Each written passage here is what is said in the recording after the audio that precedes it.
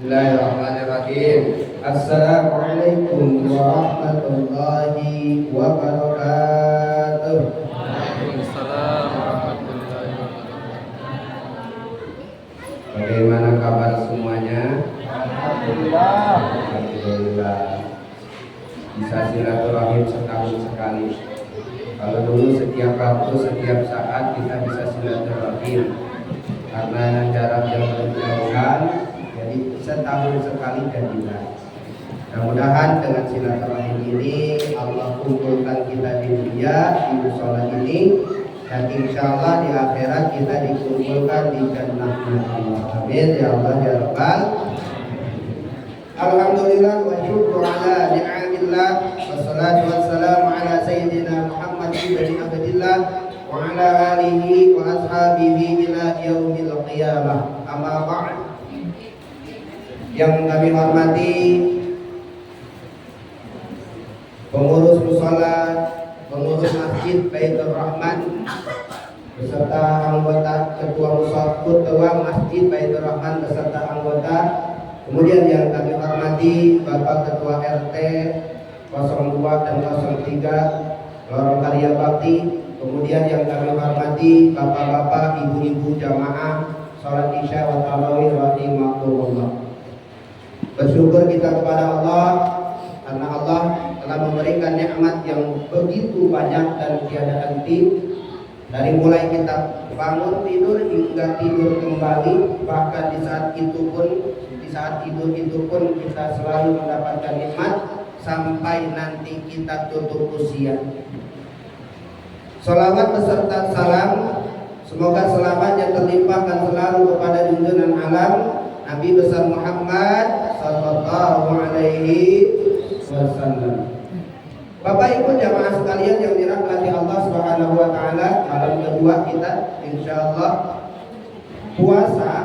Bahasa Arabnya secara lughawi itu al-imsak, artinya menahan diri. Ketika kita puasa, kita dianjurkan menahan diri dari segala hal lahir dan batin kita. Secara syar'i yang namanya puasa adalah as-shaum, menahan diri dari segala hal yang membatalkan puasa, biniyatin maksusin dengan niat yang telah ditentukan, min tulu'il fajri ila ghurubis syamsi, dari mulai terbitnya fajar shadiq sampai tenggelamnya matahari. Itulah puasa. Puasa adalah menahan diri dari yang membatalkan puasa, dimulai dari terbitnya fajar shadiq, artinya waktu subuh, sampai tenggelamnya matahari dengan niat yang telah ditentukan. Menahan diri dari yang membatalkan segala hal yang membatalkan puasa. Apa saja itu? Diantaranya muntah, keluar mani, bersenggama, memasukkan segala sesuatu ke lubang-lubang yang menerus ke badan, yaitu hidung, telinga, mulut, dan dua lubang depan belakang. Kalau lubang itu tidak menerus ke dalam tubuh kita, maka itu tidak membatalkan puasa. Murtad, melahirkan, dan yang lain-lainnya. Dari kapan kita menahan dari yang membatalkan? Dari mulai terbitnya fajar shadiq, artinya masuk waktu subuh, sampai ila ghurubis syamsi, sampai tenggelamnya matahari, yakni waktu maghrib. Kita puasa dari mulai subuh sampai maghrib. Biniyatin maksusin, dengan niat yang telah ditentukan. Walaupun kita menahan diri dari pembatalan-pembatalan puasa, tetapi kita tidak diawali dengan niat, maka puasa itu tidak dihitung, tetapi tetap kita wajib berpuasa. Maka dianjurkan di malam yang pertama kita niat.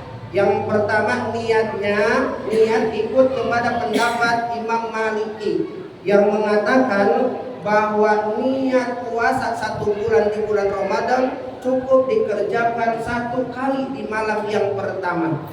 Maka kemarin kita sudah melafalkan niat tersebut untuk mengantisipasi ketika kita lupa membaca niat di malam hari. Sudah itu Ibu, niat puasa 1 bulan full. Apabila belum malam kemarin, malam ini kita niat. Gimana niatnya? Nawaitu sauma syahri ramadhana kullihi. Nawaitu sauma syahri ramadhana kullihi. Dalam hati lafalkan, saya niat puasa 1 bulan penuh. Taklid kepada Imam Maliki. Kemudian menurut madhab imam yang kita anut, madhab Imam Syafi'i, niat puasa itu wajib di kulli lailatin fi fardin. Wajib hukumnya niat setiap malam untuk puasa fardu. Kenapa harus puasa fardu? Karena puasa sunnah tidak mesti di malam hari.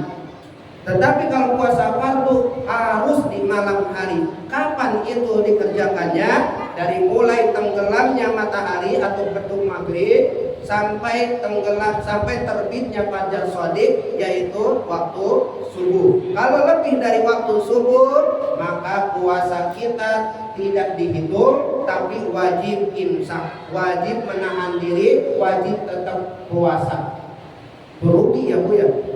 Puasanya tetap harus, tapi nggak dihitung. Berpahala nggak? Berpahala. Keluar Ramadan wajib diganti.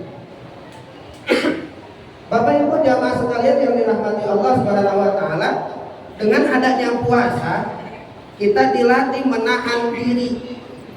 Hawa nafsu kita dikekang, hawa nafsu kita ditundukkan, agar nafsu yang menjadi penguasa diri tunduk patuh terhadap aturan ilahi.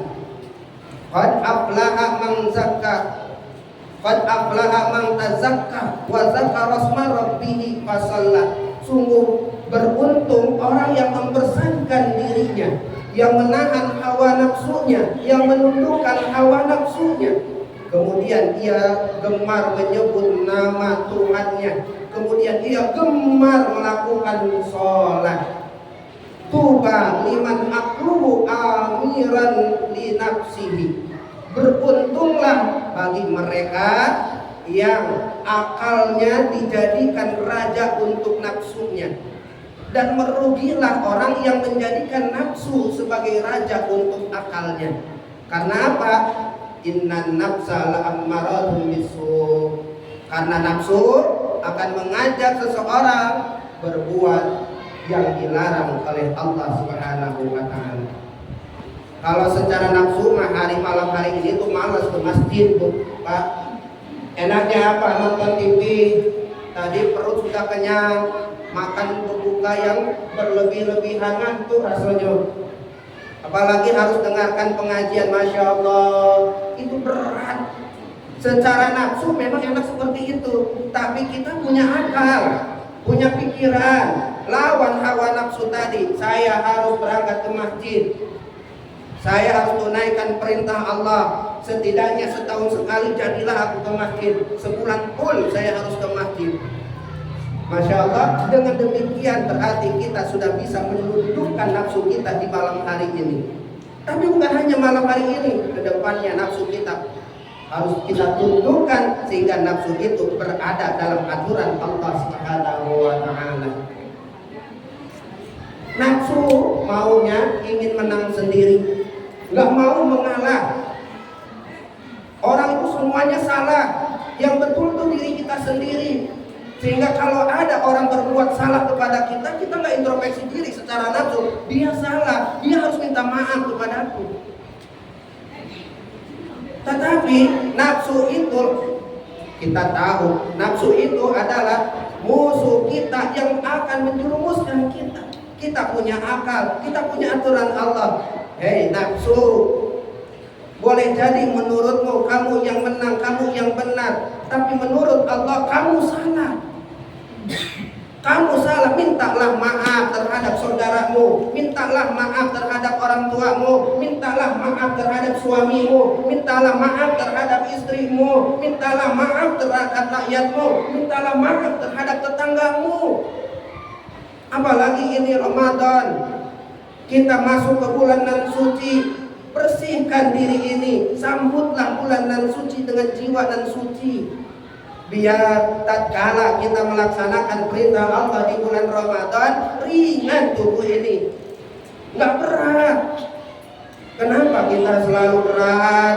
Sholat berjamaah berat, puasanya berat, sedekahnya berat, sholat malamnya berat, baca Al-Qurannya berat, karena terlalu banyak dosa.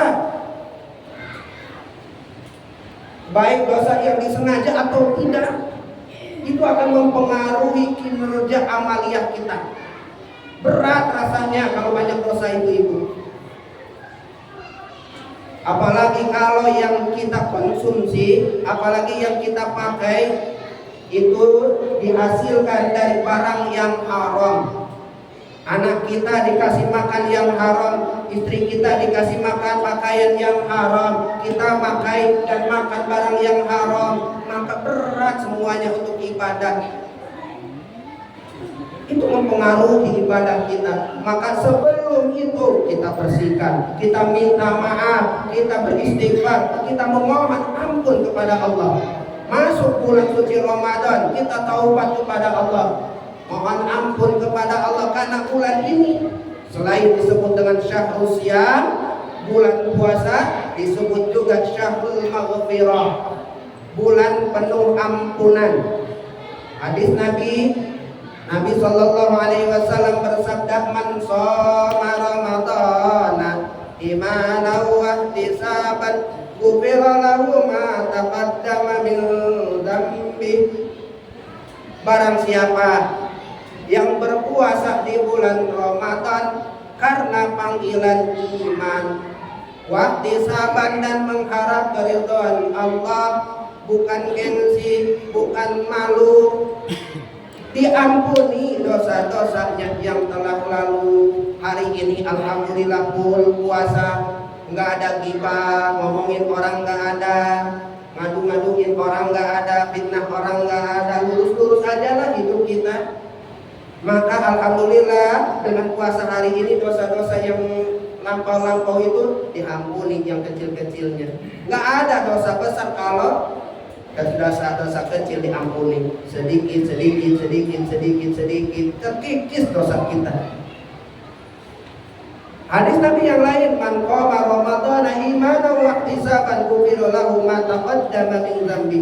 Dan barang siapa yang sholat di bulan Ramadan, sholat tarawihnya, sholat witirnya, sholat tahajudnya, sholat yang lainnya, karena iman, karena mengharap ridha Allah, ghufira lahu ma taqaddama min dzambi, diampuni pula lah dosa-dosanya. Maka dengan masuk bulan suci Ramadan, amalan apa yang ada di bulan Ramadan kerjakan semaksimal mungkin.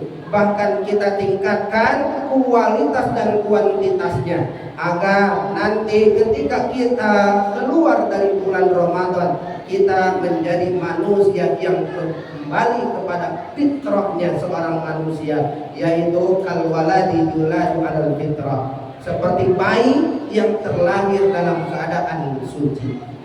Ma'asyiral muslimin wa zumratal mu'minina rahimakumullah. Pada intinya, melalui Ramadan yang mulia ini, kita menahan diri dari segala hal yang dilarang oleh Allah. Dengan puasanya kita tahan diri dari yang membatalkan puasa, dengan niat yang sempurna dari mulai terbit fajar shadiq sampai tenggelamnya matahari.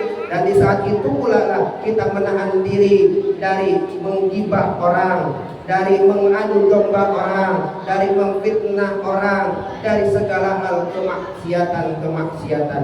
Mudah-mudahan Ramadan kali ini bisa membentuk diri kita menjadi pribadi yang muttaqin, pribadi yang bertakwa.